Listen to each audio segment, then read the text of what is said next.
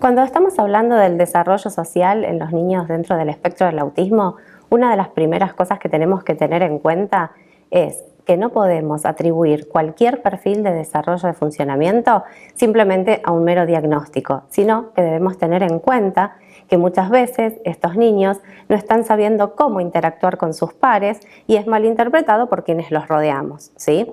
Es real que no existe una única forma de ser social y que acompañarlos implica poseer una observación de sus necesidades respetando su perfil, sus objetivos y su frecuencia social. Entonces, por esto vamos a empezar a ver de qué hablamos cuando hablamos del perfil de desarrollo social en los niños dentro del espectro. Sabemos que las personas van a presentar un desafío en lo que es la interacción social y la comunicación social, que secundariamente va a afectar a sus habilidades sociales. Pero debemos recalcar también que hay otras variables a tener en cuenta al momento de pensar cómo es el funcionamiento social de un individuo. ¿A qué me refiero? Bueno, nos estamos refiriendo a tener en cuenta cómo es su perfil lingüístico, ¿sí? Sus niveles de lenguaje, su perfil cognitivo, académico y su perfil sensorial, para saber cuál es la afectación primaria o secundaria en cuanto a mis áreas de intervención y acompañamiento. Porque todas estas variables van a hacer que nosotros observemos determinada conducta versus otra y tengamos que generar los apoyos necesarios para acompañarlo en el desarrollo. Dentro del espectro del autismo podemos encontrarnos con niños no hablantes y versus niños que tienen dificultades sociopragmáticas muy sutiles. En toda esta gama de individuos es en la que nosotros vamos a intentar pensar cómo acompañarlos e intervenir. Pero ¿qué es lo que debemos observar? Primeramente, que las habilidades sociales y el perfil social va a ir variando a lo largo de las etapas evolutivas. Los desafíos, las demandas del contexto van a ser diferentes en la etapa inicial, escolar, versus a la primaria, la secundaria, la etapa laboral, o la etapa universitaria. Con lo cual, no debemos pensar que este chico ha tenido o un retroceso o no ha servido lo abordado hasta ese momento. ¿Por qué digo? Porque las reglas sociales son contexto dependiente y los contextos dependen según las edades que los chicos van atravesando. Para poder entender cómo acompañar, o cómo son las habilidades sociales dentro de los niños que se encuentran en el espectro, tenemos que saber varias cosas. Por ejemplo, que las habilidades sociales son aprendidas por todos nosotros, más allá de si presentamos o no un desafío. Lo que va a variar va a ser la interrelación, entre el proceso de enseñanza-aprendizaje. ¿Por qué? ¿A qué me refiero con esto?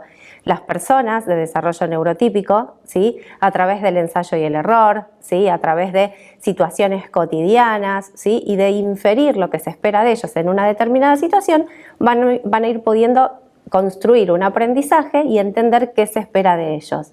Versus a las personas que están dentro del espectro, que van a tener otro desafío en este proceso de enseñanza-aprendizaje. ¿A qué me refiero? El método o la forma de aprendizaje y enseñanza va a estar relacionado más que nada con la explicitación, el subtitulado, evitar los errores, darle los apoyos necesarios en el momento en que se está dando dicha situación. Los niños dentro del espectro, entonces, requerirán una enseñanza más estructurada y explícita, dejando de lado los errores o frases tales como «pero te dije otra vez lo mismo, ¿cuántas veces vas a hacer eso?». No van a poder en esas situaciones quizás poder inferir a qué el hablante se está refiriendo, entonces van a parecer como que no quieren prestar atención o que no les interesa esa interacción cuando en realidad está habiendo como un malentendido comunicativo, Por lo cual las pausas, el señalado y la explicitación van a ser crucial tanto en aquellos chicos que requieran más o menos apoyo,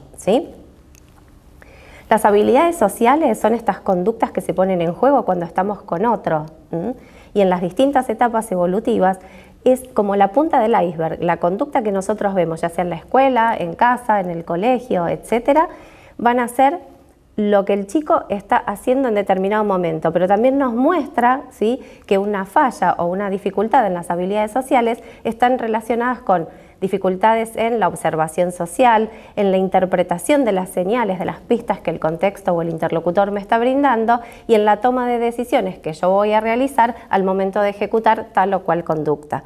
con lo cual podemos encontrarnos con chicos que van a tener cierto perfil en exceso y otro cierto perfil en defecto. ¿Qué quiero decir con esto? La respuesta social que vamos a observar puede ser desproporcionada, puede ser ausente, puede ser imperceptible, puede ser no esperada. En habilidades sociales y en el desarrollo social, más cuando estamos en una época de enseñanza-aprendizaje, hablamos de esperado versus no esperado en vez de apropiado o inapropiado, porque no hay una marcada intención del individuo a, no sé, ofender a alguien, no responder, etcétera, ¿sí? Entonces, vamos a pensar el perfil de desarrollo social como que podemos encontrarnos con niños que se encuentran con dificultades de adquisición, donde yo la habilidad voy a tener que posteriormente enseñarla, o dificultades de performance, es decir, que en algún contexto está presente, en otros se comporta de una manera, en la casa de la abuela se comporta de otra, y la gente no termina de entender qué está pasando, ¿sí? Entonces, así como les decía, vamos a tener dificultades en exceso y en defecto de adquisición o de performance. Junto con todas estas variables, más el perfil cognitivo, lingüístico y sensorial, vamos a poder empezar a repensar el perfil de funcionamiento social y cómo es este desempeño en los diferentes contextos en el que el individuo, ¿sí?, se maneja. Motivación social, experiencia social y conciencia social son tres variables que nos van a permitir identificar, ¿sí?, y construir el perfil de desempeño. Cuando hablamos de motivación social nos referimos a las ganas de estar con otros, compartir situaciones, experiencias, etc. Cuando hablamos de experiencia social, nos referimos a la cantidad de oportunidades cotidianas, semanales, mensuales, que este niño o niña va a tener para practicar esas habilidades sociales, ¿sí? Y el registro social está referido a el concepto que yo tengo de mí mismo y al link que yo puedo hacer entre mi conducta y lo que genero en el otro, ¿sí? El desarrollo social tiene una variable que es importantísima, que es la práctica. Para poder ser habilidoso socialmente, debo tener un espacio, un contexto de seguridad que me acoja, donde yo pueda practicarlas y que esta interrelación que decíamos entre la enseñanza y el aprendizaje sea acorde a mi perfil de desempeño, con los apoyos necesarios y con los interlocutores familiarizados con mi forma de ver o procesar la información social. ¿A qué me refiero con esto? No podemos dejar de lado que al hablar del desarrollo social en las personas dentro del espectro, necesitamos que cada vez hayan más profesionales, docentes, familiares, amigos y gente de la comunidad en sí misma que conozca cómo acompañar, ¿sí?, a las personas que van a presentar un desafío, ¿sí?, social. ¿Por qué? Porque muchas veces el perfil, ¿sí?, de funcionamiento social se malinterpreta en cuanto a que hacen cuestiones adrede y en realidad no están sabiendo automonitorearse o monitorear el feedback que el otro les viene dando. Si tenemos que describir cómo es el perfil, un poquito generalizar un poquito el perfil del desempeño social, podemos decir que los chicos que presentan un desafío en este área van a tener fallas no solo en la adecuación del lenguaje al interlocutor, van a tener cierta interpretación más literal de los mensajes, dificultades para realizar inferencias, para poder diferenciar qué es lo esperado versus lo no esperado en una determinada situación, comprender no solo las reglas conversacionales, sino las del contexto, la de un cumpleaños en un pelotero que va a ser diferente al cumpleaños en un club, etc. Y también van a poder llegar a tener ciertas dificultades en lo que tiene que ver con comprender cuál fue el verdadero problema social, porque lo que les termina sucediendo es que quedan expuestos, ¿sí?, en una situación donde todos creen que lo que pasó lo tenía en cuenta a priori y realmente él nunca estuvo enterado de lo que generó con su conducta, con lo cual necesitamos hacer el andamiaje justo para que el momento, ¿sí?, de error social, torpeza social y error social son dos vocabularios que se usan mucho para prevenir que quede expuesto y en caso de que haya sido así, poder subtitular y ser puente de interacción con los pares para que se construya un perfil positivo y de aprendizaje conjunto, tanto en el niño o niña como en sus compañeros y docentes en el contexto en el que está.